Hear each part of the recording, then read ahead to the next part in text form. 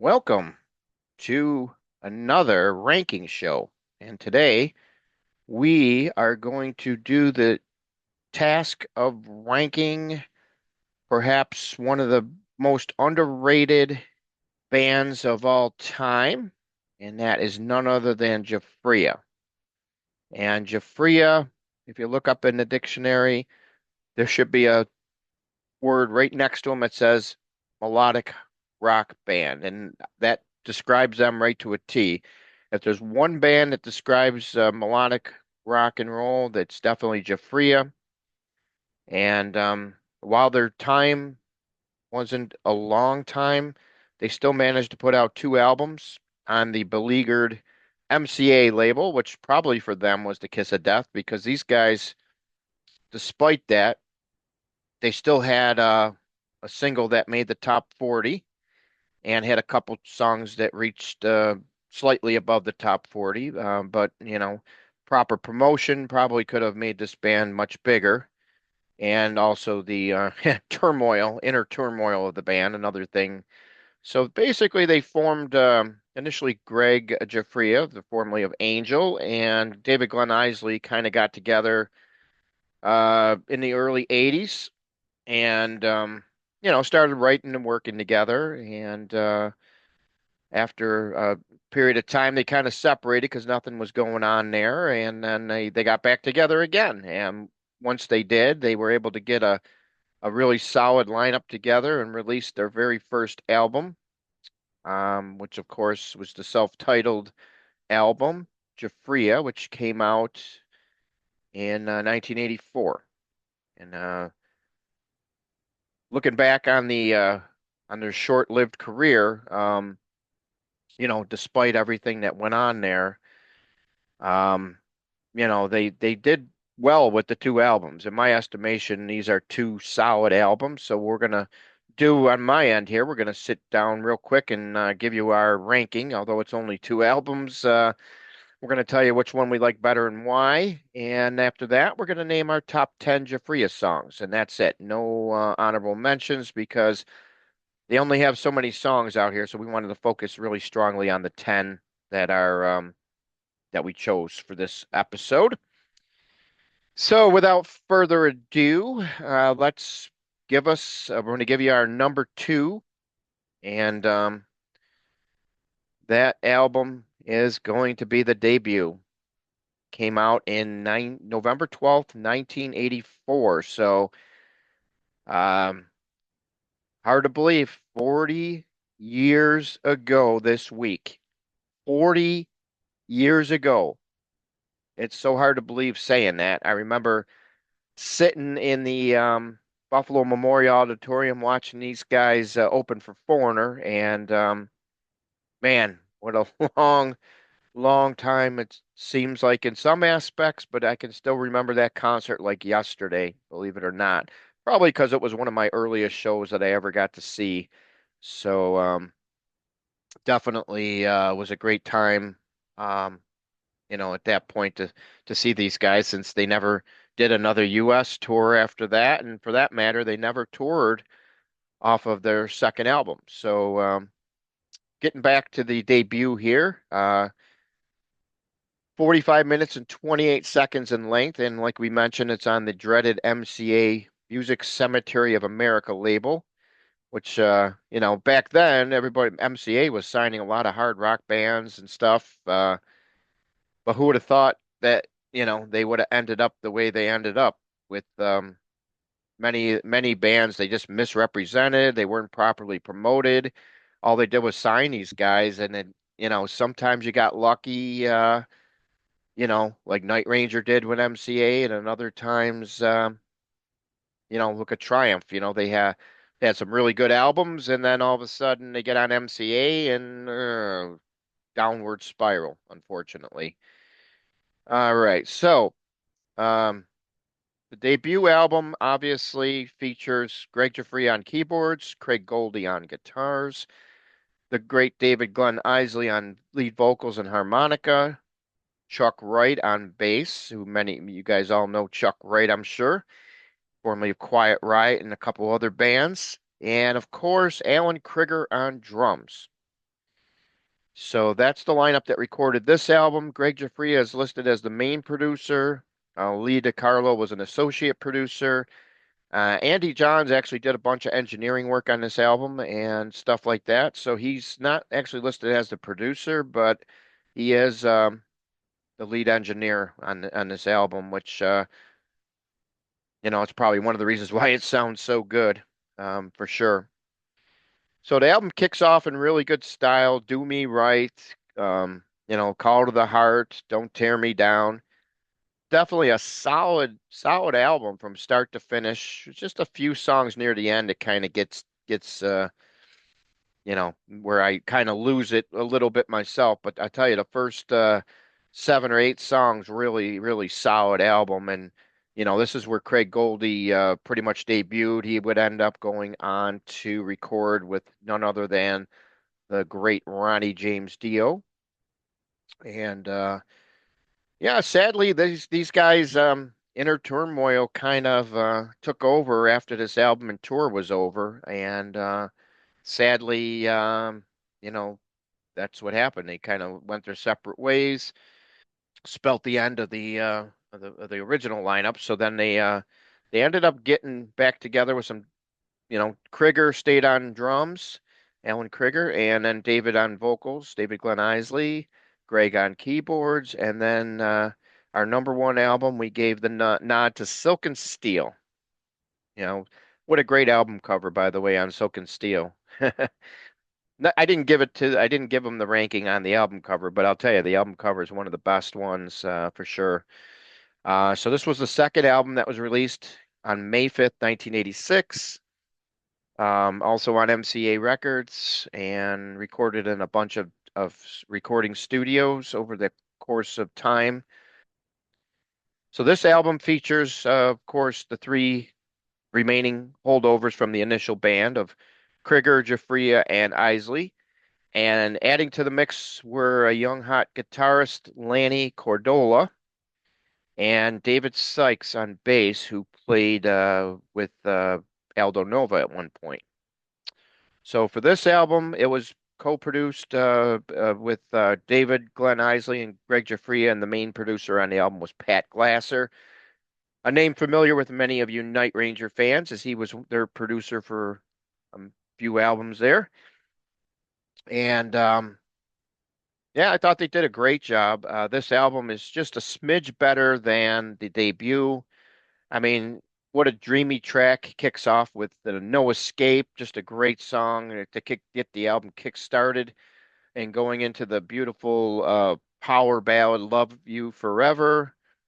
Just a great song that even David Glen Eisley said he wished the song would have done better than what it did.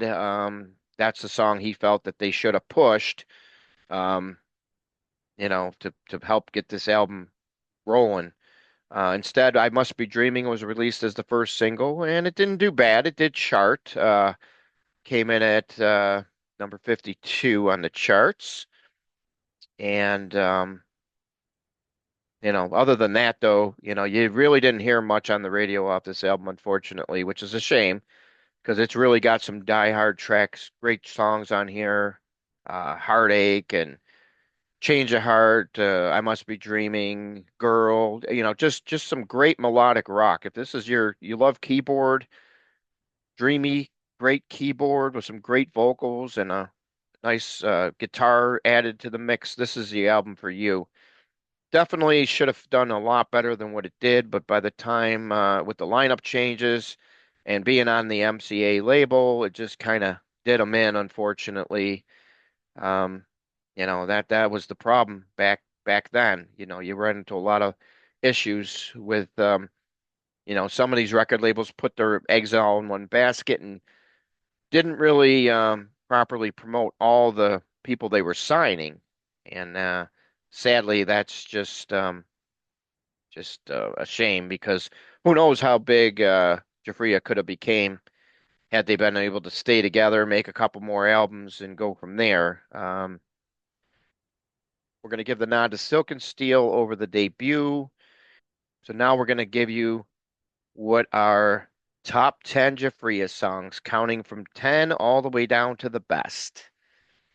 And we're going to start it off with number 10, and that will be Radio off Silk and Steel. Just a great song. I really love the way it comes across. It's one of those songs that should have been played on the radio. Just a really good song that it's a shame that some of these songs, just never saw the light of day. They weren't released as singles, but they definitely would have done. I think they would have done well had this been one of the singles too. Had the album got off to a better start than with the lead single. So that's just a shame. So yeah, so Radio. That song was actually written by Gregg Giuffria, David Glen Eisley, and Cordola, Lanny Cordola. So um, really cool tune. So that's our number 10. Number 9, we're going to go down to the debut, and we're bringing you back with Don't Tear Me Down. Classic song. I definitely got to see this one live. It was awesome to see. Nothing like seeing these guys on the Foreigner tour. I know on the Deep Purple tour they mentioned numerous times how they had all kinds of problems.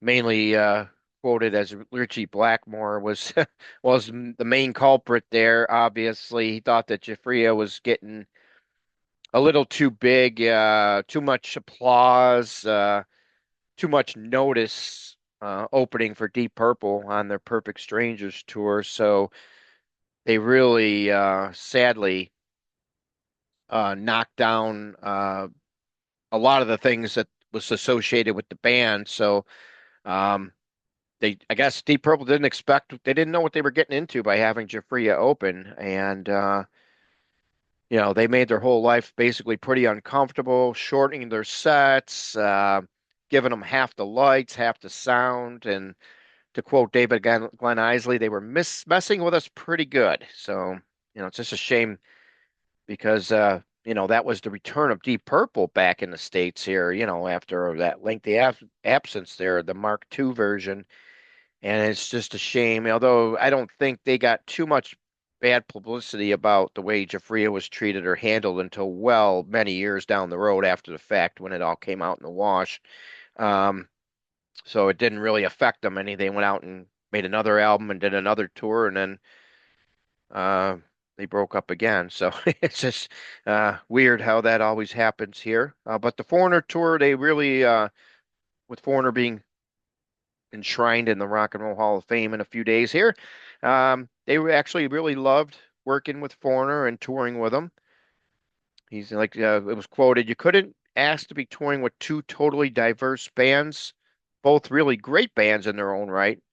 Um, I guess overall it was a learning experience with Deep Purple, and at least sounds like Foreigner, to quote David Glen Eisley, they were a bunch of sweethearts. So, so that's that in a nutshell there. So that gives us our number 9, Don't Tear Me Down.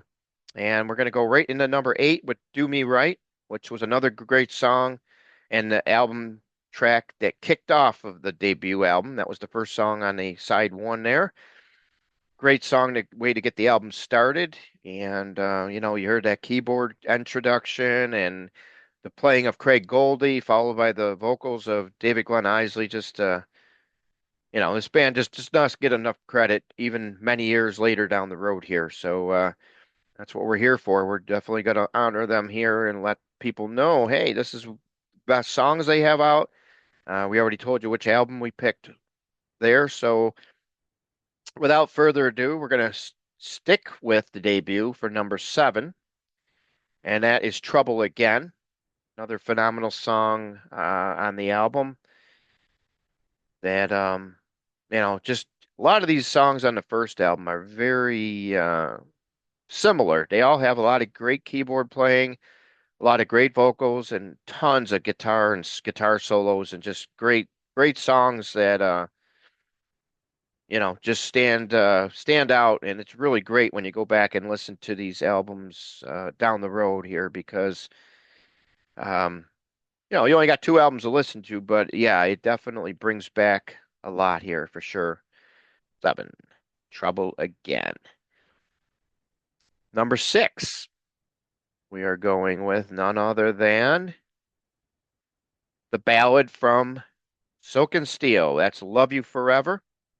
Okay, when I asked him about which songs he would pick as a single off Soak and Steel, he says, I would have picked Love You Forever. I think it's as a song could have been covered by a ton of different people, and I wish we were able to get that tune out in a coverable situation.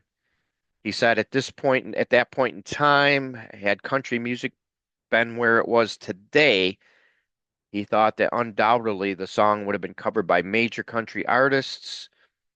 And yeah, that's his take on Love You Forever. Definitely one of the best songs in the catalog. We got it at number 6, and that one there was written by Gregg Giuffria and David Glen Eisley. So there you have it. Our number 6. Our number 5 is none other than the leadoff track from Silk and Steel, and that's No Escape, clocking in at 5 minutes and 29 seconds. I just love the introduction, the slow moving piece as it kicks into overdrive before the vocals and everything starts kicking in full blast. No Escape, obviously, is it's about the recording industry. That's that was David Glen Eisley's take, how he remembered distinctly writing it. It was kind of, he considered it his Hotel California because it was really about the business and how record companies basically have you by the balls on a platter, and there was nothing you can do about it. No way getting out of it. That's what No Escape was all about, he says here. And that was during our interview. I actually got to interview David Glen Eisley a few years back. And if you want to look at that, definitely feel free to check out rockshowcritique.com. Go to interviews, and you'll see that interview on our site. Um, just another great. That was one of my favorite interviews that I got to do. Speaking to David Glen Eisley, really appreciative of his time. He went over a lot and covered a lot in our interview, and I really appreciated that. So that was his take on No Escape. Number 4, many of you will probably remember this song because it was an MTV video all the way back to the debut, and that is Lonely in Love. Um, Standout track from the album that peaked at number 57. And yeah, just a great song. This was always one of my favorite songs off the album, the debut, even though it's more of a ballad.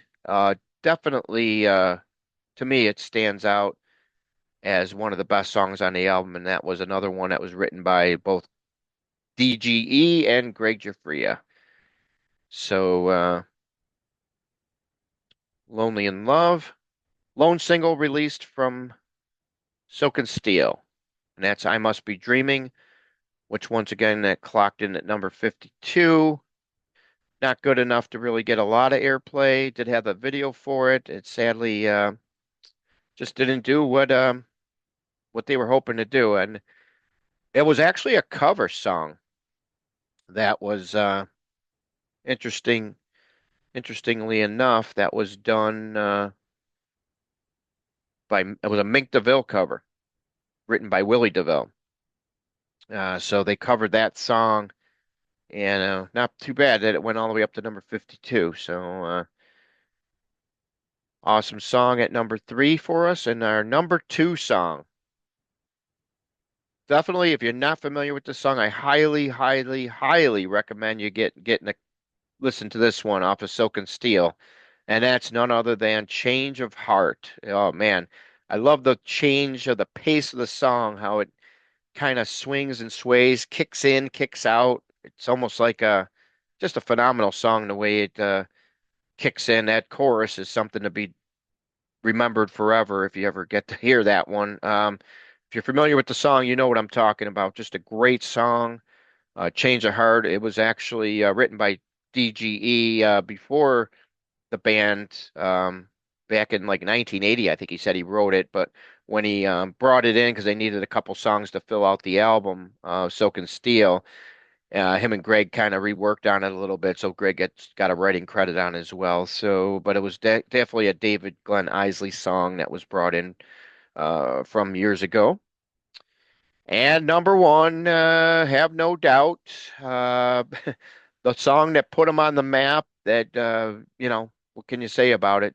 Peaked at number 15 on the top Billboard Top 100, Call to the Heart. It's the song that put them on the map. The video was playing everywhere at that point in time. Just a great song, no doubt about it. It's the top of the line there from Giuffria, the best song they've ever recorded, and no doubt most people who are familiar with that song would tend to agree on that choice. So there you have it, our number one, Call to the Heart. And it's like I said, just in my commentary, I feel this band was definitely way, way, way overlooked. It's just amazing. You play these two albums nowadays, and it brings you back to that time where you go, man, oh man, I wish we had more music like this. It's just a shame these cats were only able to do two albums. Obviously, from the ashes of Silk and Steel album, the lineup kind of some of the guys ended up going to House of Lords. There was a lot of big talk that when Gene Simmons got involved to help create House of Lords, that he wanted David Glen Eisley ousted and fired. And yeah, the funny thing was he was never in the band. For some reason, he was fired and he was never in the band. David Glen Eisley talks about that in my interview. So definitely, if you're interested in reading more, go right ahead on that. And make sure you give us a like on this video, subscribe if you haven't. We're going to do many more bands that don't always get in the spotlight. That's the one thing I like about being able to dig into a band and help people become, familiar with them. Sometimes a lot of people might not have ever heard of Giuffria just because of their short lifespan that they were out there on, and they just this is a band that needs to be heard. I feel the more people we can turn on to this band, I think a lot of people will be very appreciative if you haven't heard of them and you definitely are curious. Definitely, I advise you to check them out on any of the normal ways you get your music. Um, Search down their CDs if you can. I mean, these guys, these albums, there's two albums you're always going to want to have nearby in your collection. I can't tell you how many times I go back and play these two albums, the debut and Silk and Steel, but yeah, just a great band. Definitely wanted to give them some kudos here and let you guys out there hear about them. And so we gave you our quick two album ranking, which isn't much, I know. These albums were pretty much neck and neck, just to let you know. But we gave the edge to Silk and Steel, and then there you have our top 10 songs. Feel free to drop us a line. Let us know your take on everything. We're definitely like to hear back from people and hear what they have to say. So there you have it. Stay tuned for many more episodes down the road featuring some of these bands that maybe that didn't get to see the light of day, the spotlight, like many of these other bands did. And we're gonna definitely bring them your way. And if you have any suggestions, feel free to drop them in in our message us, or you can email Joseph at rockshowcritique.com. That's another way to get a hold of me here. And we will definitely see what we can do. And I'm glad to hear from you and thank you for watching. See ya.